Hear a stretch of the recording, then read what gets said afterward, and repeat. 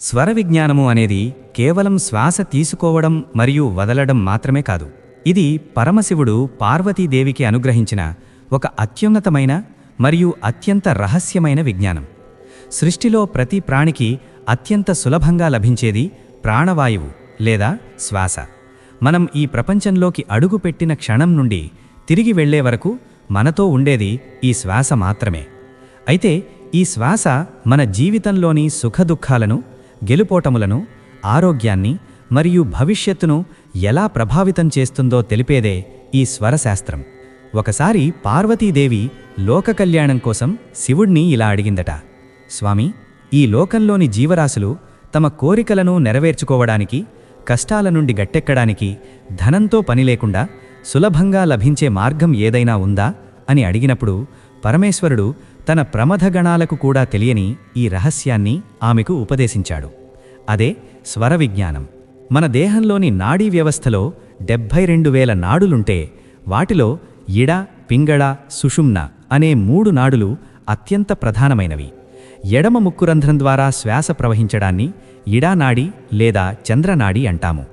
కుడి ముక్కురంధ్రం ద్వారా శ్వాస సాగడాన్ని పింగళనాడి లేదా సూర్యనాడి అంటాము. ఈ రెండింటి మధ్యలో ఉండే ప్రవాహాన్ని సుషుమ్న నాడి అంటారు.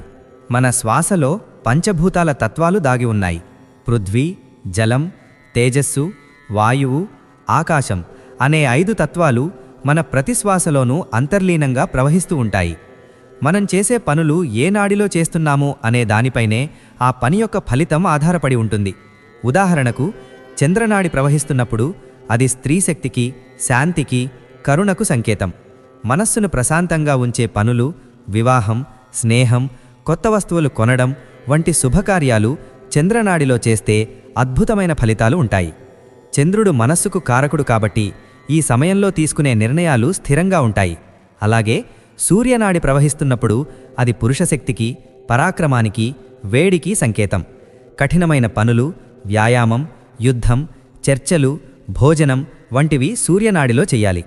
జఠరాగ్ని సూర్యనాడిలో బలంగా ఉంటుంది కాబట్టి ఆ సమయంలో ఆహారం తీసుకుంటే జీర్ణక్రియ అద్భుతంగా జరుగుతుంది. ఒకవేళ చంద్రనాడిలో భోజనం చేస్తే అది సరిగ్గా అరగక ఆరోగ్య సమస్యలకు దారితీస్తుంది. స్వర విజ్ఞానం ద్వారా రాబోయే ప్రమాదాలను కూడా ముందుగానే గుర్తించవచ్చు. మనకు ఏదైనా ప్రమాదం లేదా ఆపద కలగబోయే ముందు మన నాడిలో మార్పు వస్తుంది. శివుడు చెప్పిన ప్రకారం సుషుమ్న నాడి ప్రవహిస్తున్నప్పుడు ప్రయాణాలు చేయడం లేదా ముఖ్యమైన పనులు మొదలుపెట్టడం చాలా ప్రమాదకరం. ఆ సమయంలో ప్రమాదాలు జరిగే అవకాశం ఎక్కువ.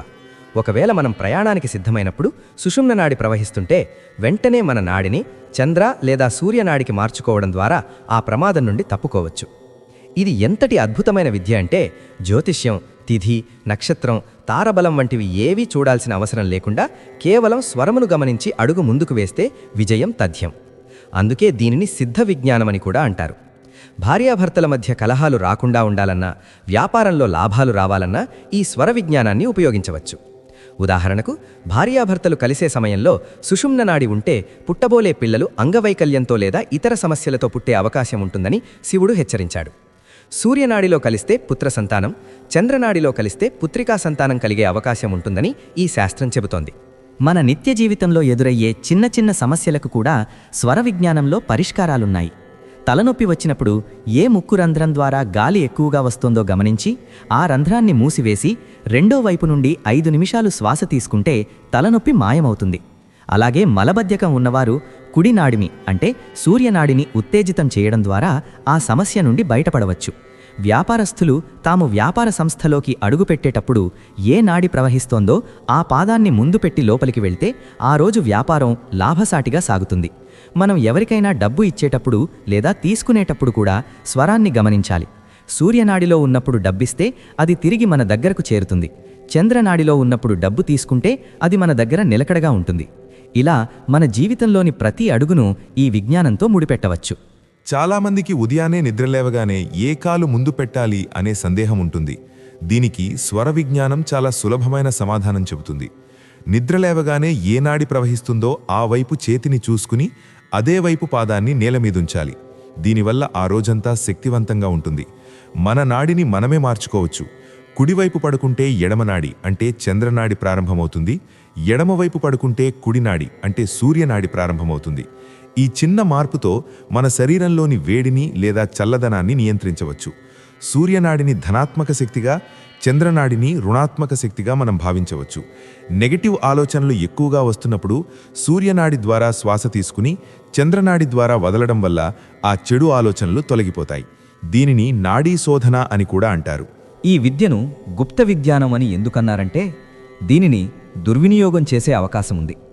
ఎదుటి వ్యక్తిని ఆకర్షించడానికి లేదా హాని చేయడానికి కూడా ఈ శ్వాసను ఉపయోగించవచ్చు. కానీ శివుని అనుజ్ఞ లేనిదే, చిత్తశుద్ధి లేనిదే ఈ విద్య ఎవ్వరికీ అబ్బదు. స్వర విజ్ఞానం అనేది కేవలం భౌతికమైన లాభాల కోసమే కాదు, ఇది ఆధ్యాత్మికంగా ఉన్నత స్థితికి చేరుకోవడానికి కూడా ఉపయోగపడుతుంది. సుషుమ్న నాడి ప్రవహిస్తున్నప్పుడు ధ్యానం లేదా దైవ ప్రార్థన చేస్తే అది నేరుగా పరమాత్మకు చేరుతుంది. అందుకే సంధ్యా సమయంలో సుషుమ్న నాడి సహజంగానే ప్రవహిస్తుంది కాబట్టి ఆ సమయంలో దీపం వెలిగించి దైవనామ స్మరణ చెయ్యాలని మన పెద్దలు చెబుతారు. ఒక వ్యక్తి సగటున రోజుకు 21,600 సార్లు శ్వాస తీసుకుంటాడు. ఈ శ్వాసల సంఖ్యను తగ్గించుకుంటూ దీర్ఘశ్వాసలు తీసుకోవడం ద్వారా ఆయుష్యును పెంచుకోవచ్చు. మన ఋషులు 1000 సంవత్సరాలు జీవించడానికి కారణం ఈ స్వర విజ్ఞానమే. వ్యాపారంలో తీవ్రంగా నష్టపోయినవారు, మానసిక ఒత్తిడితో బాధపడేవారు స్వర విజ్ఞానాన్ని సరిగ్గా పాటిస్తే వారి జీవితంలో మళ్లీ వెలుగులు నిండుతాయి. దీపం వెలిగించేటప్పుడు కూడా శ్వాస తీసుకుంటూ వెలిగిస్తే ఆ దీపం ఎంతో కాలం వెలుగుతుంది. శ్వాస వదులుతూ వెలిగిస్తే అది త్వరగా ఆరిపోయే అవకాశం ఉంటుంది. ప్రతి ప్రతిమలో ప్రాణప్రతిష్ఠ చేయడం వెనుక ఉన్న అసలు ఉద్దేశ్యం ఆ విగ్రహంలోకి శ్వాస ద్వారా ప్రాణశక్తిని నింపడమే. అలాగే మన ప్రతి పనిలోకి ప్రాణశక్తిని నింపినప్పుడు ఆ పని విజయవంతమవుతుంది. స్వర విజ్ఞానాన్ని నేర్చుకోవడం అంటే మనల్ని మనం అర్థం చేసుకోవడం, మనలోని దైవత్వాన్ని గుర్తించడం. ఇది శివపార్వతుల సంవాదం ద్వారా మనకు లభించిన ఒక గొప్ప వరం.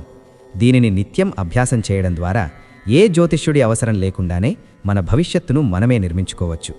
ఈ సృష్టిలో శ్వాసను మించిన గురువు, శ్వాసను మించిన శాస్త్రం మరొకటి లేదు.